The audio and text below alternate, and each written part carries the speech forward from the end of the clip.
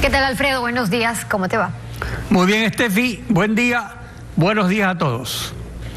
Hoy es la prueba de fuego para el país, no solo para el gobierno, a fin de sincerar la economía nacional agredida por el más grande latrocinio de la historia, cuyos autores quieren pescar a río revuelto con afanes golpistas.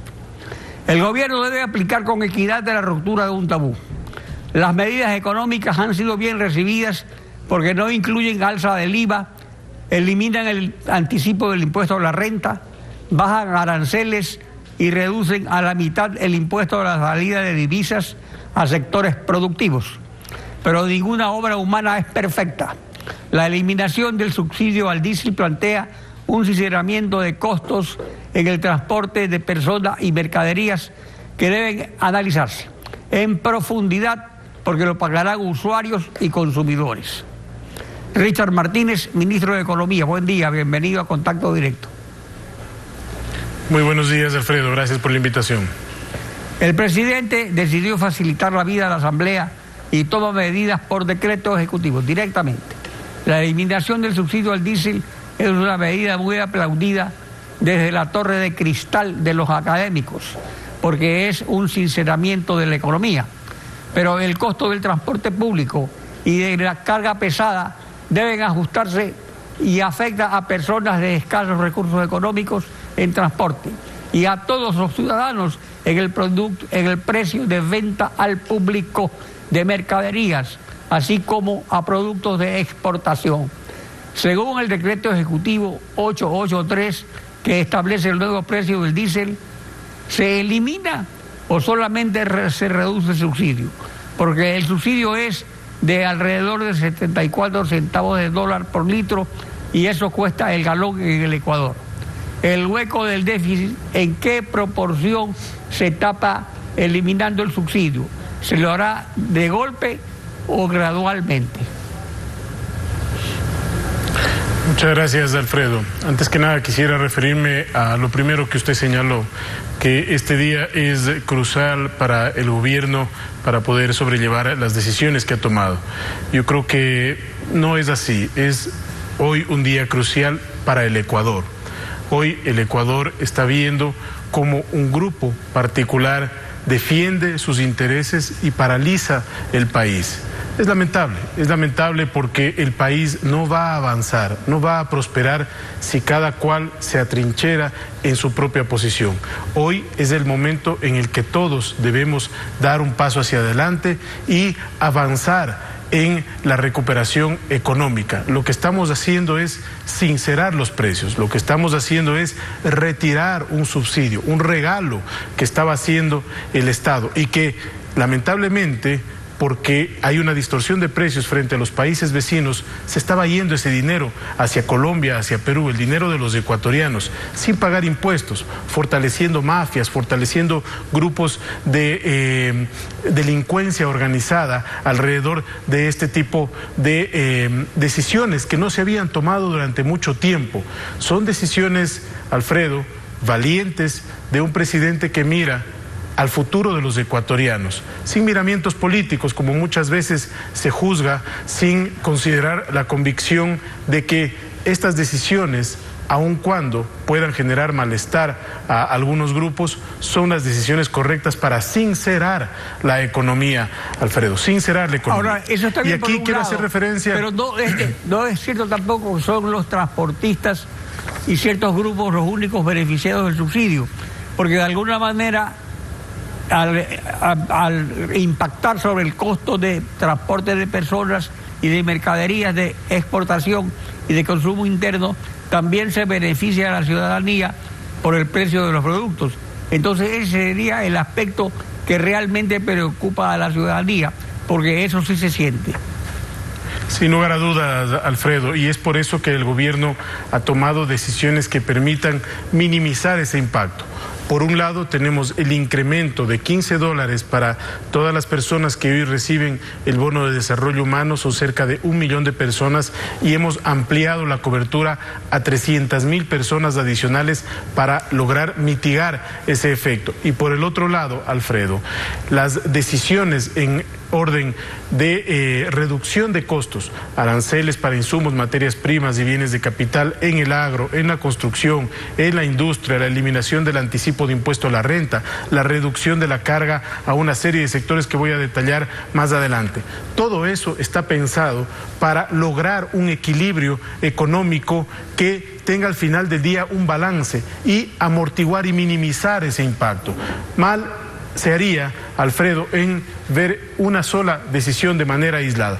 Hemos tomado toda una decisión integral que busca, por un lado, sincerar la economía, sincerar los precios. Por otro lado, promover el emprendimiento de manera decidida y, finalmente, proteger a los más pobres, garantizar justicia y equidad social, que es el deber también de un gobierno.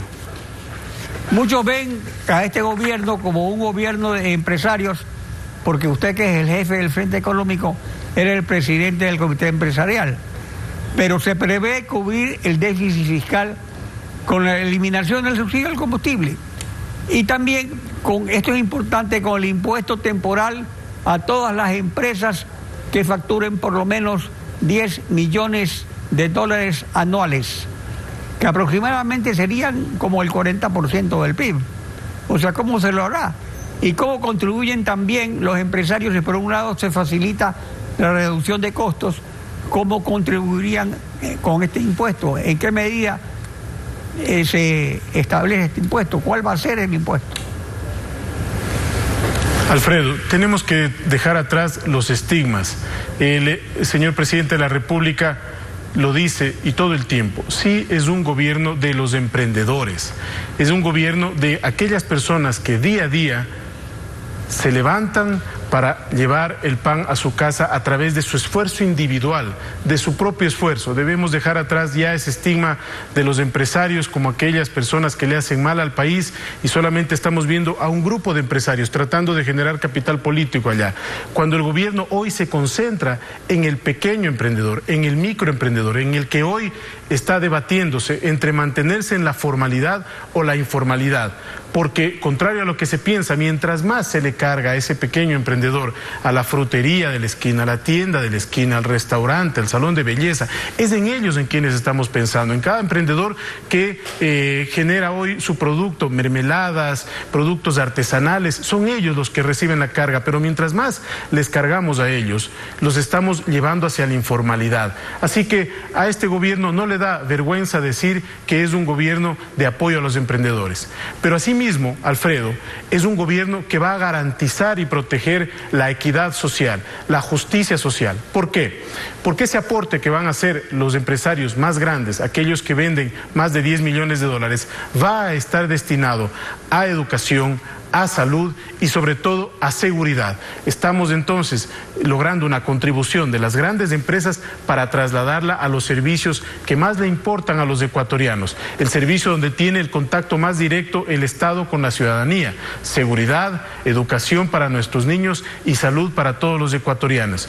Es un gobierno que busca equilibrios, que busca dejar atrás los estigmas y que busca dar un paso histórico, valiente, Alfredo, hacia el futuro. Esta decisión el gobierno nacional la va a defender.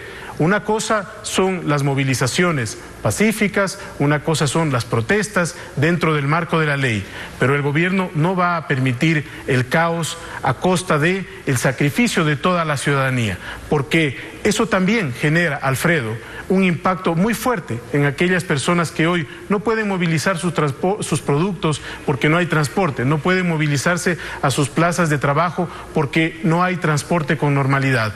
Entonces, esta decisión, Alfredo, es una decisión de futuro, es una decisión que va a cambiar el país para las siguientes décadas. ¿Por qué? Porque estamos haciendo una corrección grande de muchos desequilibrios que existen hoy por hoy. El desequilibrio fiscal es uno de los más importantes, pero también hemos hablado de los desequilibrios en materia de competitividad. Entonces, quitarles el dolor de cabeza. Fiscal, también es interesante, perdón que le interrumpa, ministro, un momento, pero por ejemplo, sobre la reducción de la masa salarial del sector público, que es 1/3 del presupuesto, no se la va a profundizar, se la hace en cierta medida, pero se mantiene a la masa clientelar correísta. Se aplica el aporte de un día de sueldo mensual. ¿Pero a cuánto asciende esto? en vez de reducir la masa. Este aporte es justo además porque grabaría toda la burocracia y no solamente a la masa salarial clientelar del correísmo. ¿Es legal rebajarles el sueldo a todos? Alfredo, se analizaron muchas opciones y esta opción que usted menciona es una opción que evidentemente no tiene sustento legal. Pero lo más importante, Alfredo, es que yo decía que vamos a dejar atrás los estigmas. Dejemos atrás el estigma de los empresarios y dejemos también atrás el estigma de que todo servidor público es parte de una burocracia ineficiente o de que todo el gasto en masa salarial es un gasto que no le hace bien al país. Tenemos que ir generando ya un país, Alfredo, que mire hacia adelante. Hoy el 70% del gasto en materia salarial está vinculado a profesores, a médicos, a enfermeras, a policías y a militares. Y si analizamos la estructura de estas organizaciones, de estas entidades del Estado, e incluimos a la Inclusión Económica y Social, al Ministerio de Inclusión Económica y Social, estamos hablando de cerca del 88% de la estructura de la masa salarial. Entonces, es un gobierno que va a actuar con sensatez, porque esos servicios son servicios que van en función de los más pobres, son servicios que van en beneficio de los más pobres. Salud, educación, seguridad. Maestros, médicos, enfermeras, militares, policías y las personas que acompañan en la ejecución de todo el sistema integrado de inclusión económica y social a través de los bonos. Entonces, estas decisiones, Alfredo, son decisiones sensatas que buscan un justo equilibrio entre aquel esfuerzo que se tiene que hacer desde el sector privado y un esfuerzo del sector público. Por un lado, se ha establecido que todos aquellos contratos ocasionales, exceptuando estas áreas sensibles, van a reducirse en un nivel proporcional al 20% porque son contratos que tienen otro tipo de dinámica, son contratos que como están establecidos pueden darse de baja el día de mañana, pero para no afectar servicios se hace entonces, Alfredo, este recorte. Eso no quiere decir que el Estado tenga que continuar en su proceso de evolución y de eficiencia. No es tanto ya el problema o no es solamente el problema de la masa salarial en términos de dólares, sino de la estructura del Estado. Y en eso el gobierno va a seguir trabajando. ¿Para qué? Para darle más eficiencia y mejores servicios al ciudadano, para evitarle sobrecargas a los emprendedores y para lograr quitar zonas de discrecionalidad donde puede abrirse un campo de corrupción. La segunda decisión está relacionada con las empresas públicas. Un aporte de un día de salario por cada mes de trabajo es también un aporte importante. Y finalmente, el tema de las vacaciones que logra que muchos más servidores públicos o muchos más servicios públicos estén en favor de la ciudadanía. Las cifras, Alfredo, son las siguientes. A nivel del gobierno central, nosotros esperamos un efecto neto de 2.133 millones, a nivel del sector público no financiero de 2.273. ¿Cómo llegamos a estos valores? Por un lado, más ingresos, 2.500 millones de dólares, de los cuales la mayoría proviene de la actualización de los precios de los combustibles. Luego tenemos también una reforma tributaria que incluye un esquema de repatriación de capitales que generará ingresos para el fisco.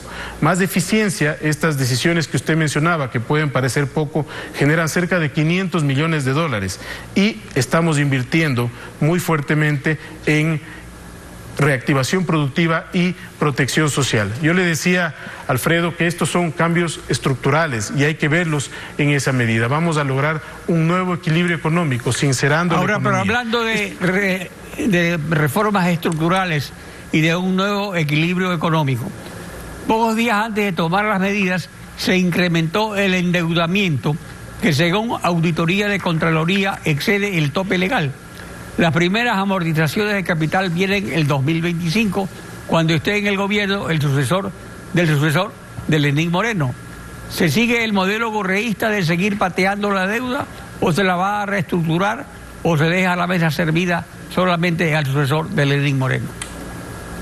No, bajo ningún concepto hemos pateado el problema, Alfredo. Creo que eso le consta y la decisión que hemos tomado esta semana histórica creo que va en completo sentido contrario. Eso no vamos a admitir nosotros que se haga una generalización de esa manera, porque imagínense lo que está este momento el país viendo con una decisión tan dura, tan fuerte, tan importante, y que se intente posicionar de que estamos pateando las decisiones. Esta decisión demuestra todo lo contrario. La emisión que se hizo, Alfredo, es una emisión que la realizamos. No teníamos previsto efectivamente salir al mercado este año, así lo anunciamos en su momento, pero tuvimos que hacerlo fruto de que otras operaciones que teníamos programadas dentro del programa de financiamiento de este año no se pudieron concretar por distintas consideraciones que no vienen al caso y que además tienen reserva de ley. Pero el país no puede dejar de funcionar y el presupuesto general del Estado tiene que financiarse.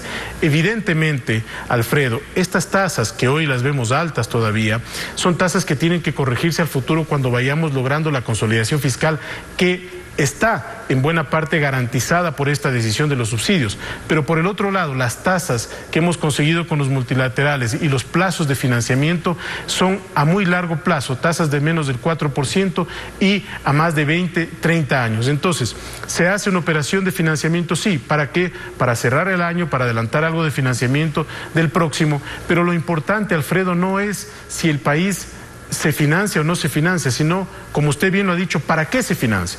¿Para seguir pateando el problema o para corregirlo? Y creo que con la decisión que se ha tomado esta semana está claramente establecido que lo estamos haciendo para corregir el problema de fondo.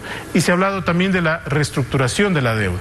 En este año, Alfredo, hicimos una operación histórica, inédita en el país, que es el reperfilamiento de la deuda. El próximo año teníamos vencimientos por 1.500 millones de dólares y en una operación de mercado hemos logrado refinanciar esa deuda.